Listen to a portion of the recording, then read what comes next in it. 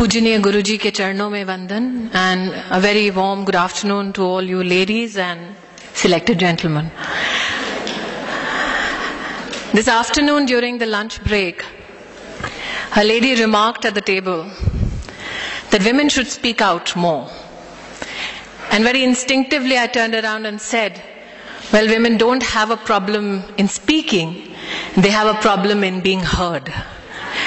And today, I would like to thank the Art of Living for giving a harmonious platform to women from across the world so that they can come here, speak up, and also be very constructively heard.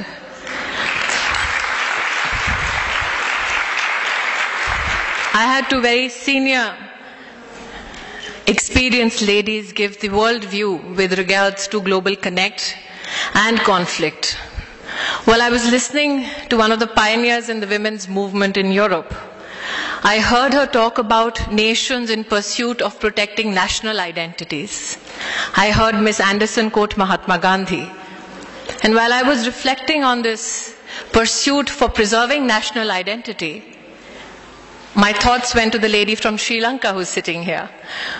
We all in our country, that is India,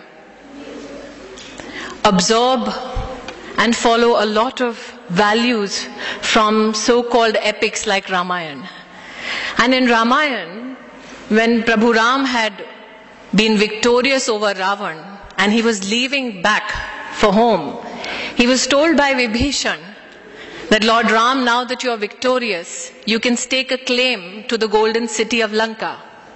And at that time, Lord Ram turned around and said, Janani Janma Bhumishcha Swargadapi Gariyasi, that my motherland, my mother, is so beautiful that she is greater than all the heavens that human beings seek to achieve. It is because India as a culture has infused the feminine virtue in pursuit of a strong nation that we serve as individuals not only a national cause but also the cause of humanity. India as a nation, as a culture, has defined for the world Vasudhaiva Kutumbakam, which means the world is one family. India has been blessed by Gita, wherein Lord Krishna said that if you walk on the path of dharma, if you absorb, if you follow the path of righteousness, then you not only emerge as a true leader, you also serve and bring about a stronger nation and a stronger universe, a stronger world.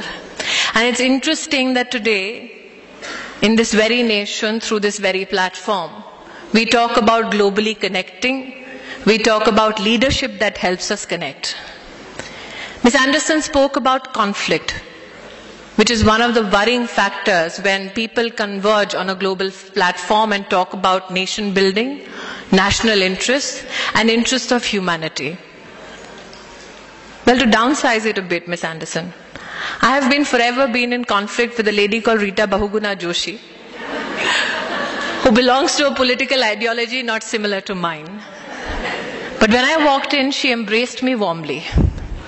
And with a wink and a smile, she said, I embrace you not because you're BJP, I embrace you because you're a woman.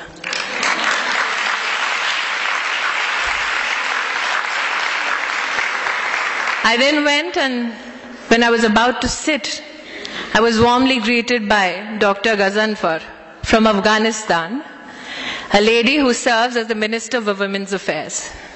We don't know each other's language, but we all knew just one thing, that we culturally connected, and especially so because we are both women in the field of politics. I know that conflict arises when there is widespread poverty. Conflict arises when there is illiteracy. Conflict arises when there is a race to take ownership of resources.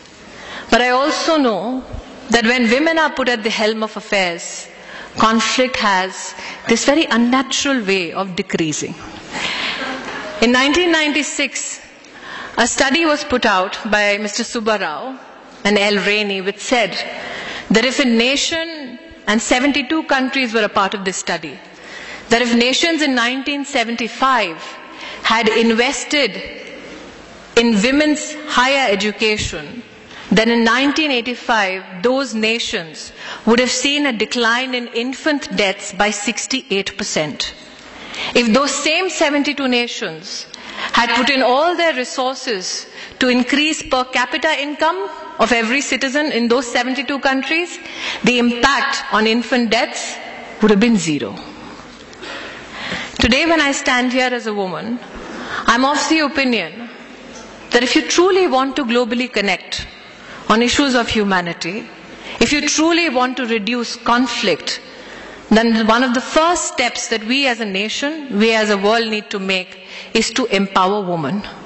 I was speaking to Gauri-ji, who has invited me to this conference, and I told her that when people ask me to define women leaders, I tell them that a leader is someone who takes you where you want to be. But a female leader is someone who takes you where you ought to be.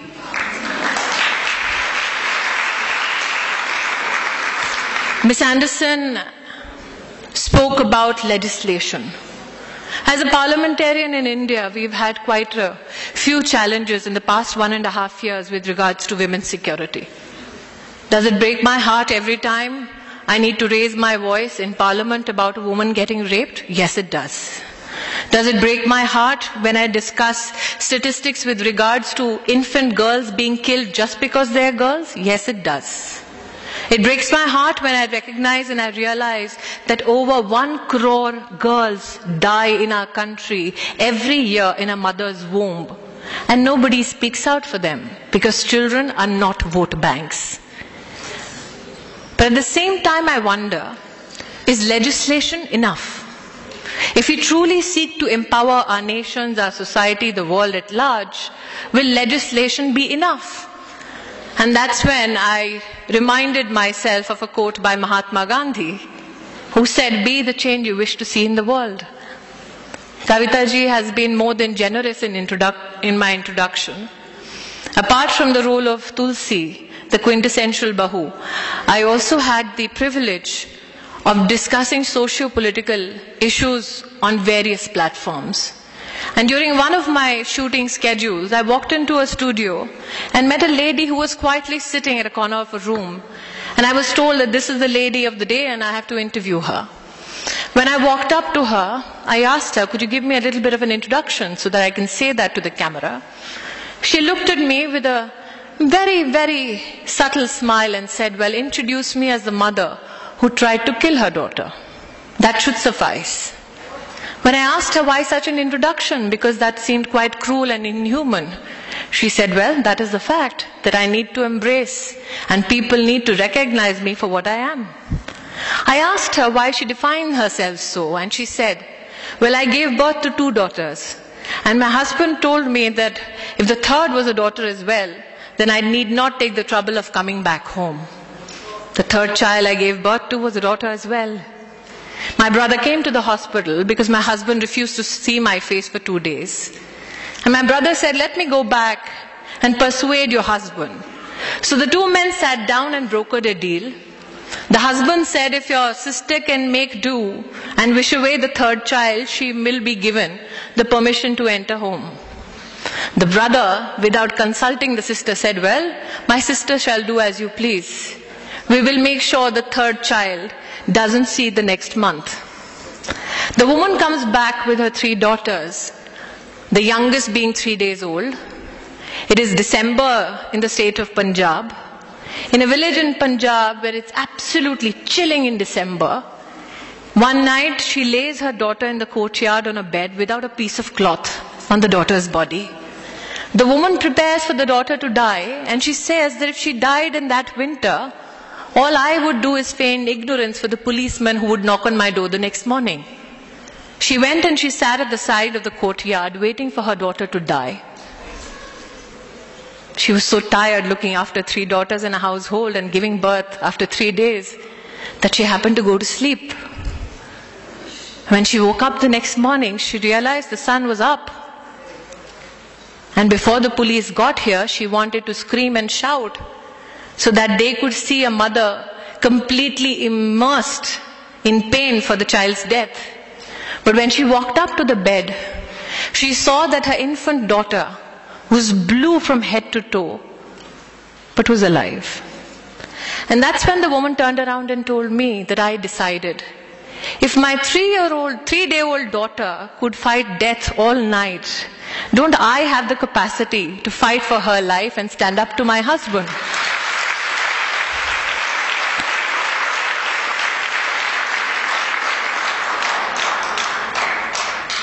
Kautilya in Arthashastra had said, for a good leader, it is not enough to exercise control or be victorious over external forces and enemies. For a good leader, the first priority is to overcome your own burdens, overcome your own flaws, reassert your own humanity, fight your internal enemies, and then you can truly lead the world. I feel for the globe to connect, for nations to be empowered, it is extremely essential for the women in that country to be educated, to be employed, to be treated as human beings, as Ms. Anderson said. And I think that is when we can truly connect. Because what connects me to Ms. Anderson or Ms. Dr. Ghazanfar from Afghanistan is not that we have a political cause that we pursue, not that we have a human rights cause that we pursue, but the only one fact that we are all women who want to pursue that world where every woman is given the right to live her life with dignity, the right to live her life in peace, and the right to live her life in such a fashion that she can encourage others to treat everyone as equals and to provide those opportunities to men and women alike. So once again, a nation that's defined its own cultural ethos by saying, Bahujan Sukhai, Bahujan Hitai, that we as a nation are dedicated to the happiness and welfare of all. I am hoping that the global connect we seek is a global connect that is inspired by India's idea of Vasudev Kutumbakam, that we are one family who will resolve and rise above every conflict, for we as a world come together and serve not individual national interests, but also interests of humanity at large. Thank you so much.